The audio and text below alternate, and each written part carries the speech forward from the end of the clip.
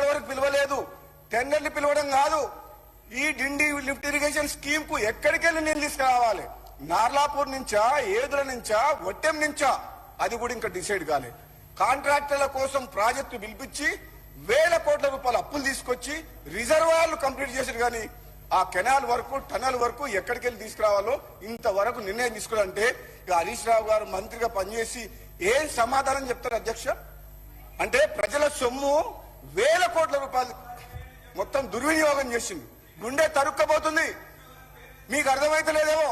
మీరు రాజకీయ ప్రయోజనాల కోసం, మీ స్వార్థం కోసం మళ్ళీ రెండోసారి అధికారంలోకి వస్తేందుకు ప్రజల్ని మభ్యపెట్టే విధంగా ఒక భ్రమలు కల్పించి ఈ పాలమూరు రంగారెడ్డి ప్రాజెక్టు మీరు డిజైన్ చేసి మొదలుపెట్టి టెండర్ పిలిచింది తప్పితే నిజంగా హరీష్ రావు గారు 120 టీఎంసీ వాటర్, అష్యూర్ వాటర్ ఉందా? 45 టీఎంసీ అన్న 45 డేస్ లో 2 టీఎంసీ అని చెప్పి డిజైన్ చేసిర్రు, పంప్ హౌజులు కట్టిర్రు, వేల కోట్ల రూపాయలు కాంట్రాక్టర్లకు ఇచ్చిండ్రు. ఇప్పుడు నీకు 90 టీఎంసీ వాటర్ వస్తుందా? ఇప్పుడు మళ్ళీ 45 టీఎంసీ అని చెప్పి మన ఉత్తమ్ కుమార్ రెడ్డి గారు చెప్తున్నారు. అది కూడా మీడియం ఇరిగేషన్ గతంలో అలాట్ చేసిన కృష్ణా వాటర్ ట్రిబ్యునల్ అలాట్ చేసిన వాటర్ ని మనం తీసుకుంటే పాలమూరు రంగారెడ్డికి ఈ విధంగా చెప్పుకుంటే పోతే అధ్యక్ష, వీళ్ళు చేసిన ఏమంటే ఈ వ్యవస్థని ఈ తెలంగాణ రాష్ట్ర ప్రజలకు తెలవాలని మా గౌరవ నీటిపారుదల శాఖ మంత్రులు ఈ రోజు బ్రహ్మాండంగా ప్రజలందరికీ తెలిసే విధంగా ఈ నీటిపారుదల రంగంలో దోపిడీయే కాక, నిర్లక్ష్యమే కాక వీళ్ళు చేసిన వల్ల ఎంత నష్టం అయింది అనేది ఈ రోజు చాలా క్లియర్ గా చెప్పిండ్రు. నేను ఒక జిల్లా వాసిగా చెప్తున్నా అధ్యక్ష, రేపు పోరుబాట అని పెట్టిండ్రు నల్లగొండ జిల్లాలో. నల్లగొండ జిల్లాలో గత ఎన్నికల్లో క్లియర్ తీర్పిచ్చిన ప్రజలు. ఈ నల్లగొండ జిల్లా ప్రజలకు ఈ ప్రభుత్వం తెలంగాణ వచ్చిన తర్వాత రైతాంగం కష్టాలు పోతాయని ఫ్లోరైడ్ ఎఫెక్టెడ్ ఏరియా మా జిల్లా.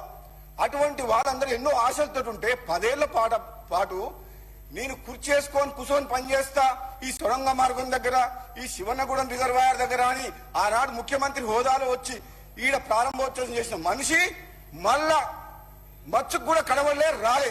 అదే కూలిపోయిన కాళేశ్వరం ప్రాజెక్టు మీద 1,00,000 కోట్లు పెట్టి ఈ ప్రజాధనం దుర్వినియోగం చేసి ఈ రోజు రాష్ట్రాన్ని అప్లపాలు చేసిన ఘనత వీళ్ళది.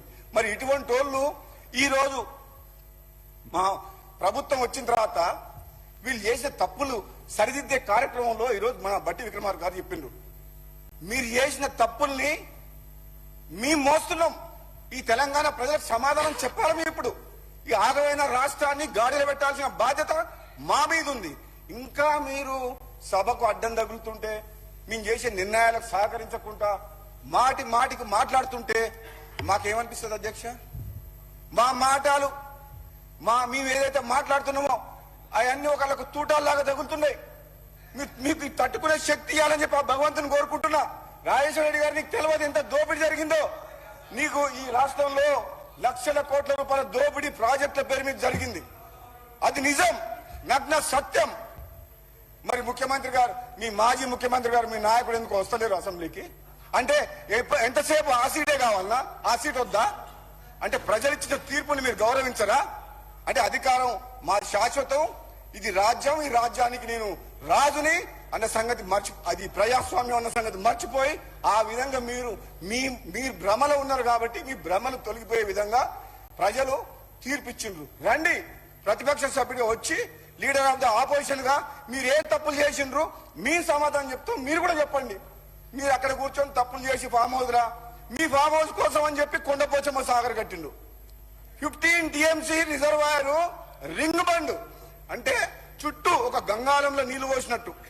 అది నిజంగా చెప్పాలంటే అది ప్రజల కోసం కట్టింది కాదు, ఆయన ఫామ్ హౌస్లకు నీళ్లు వస్తుంది అని చెప్పి కొండపోచమ్మ రిజర్వాయర్ కట్టిండు అధ్యక్ష. ఇంత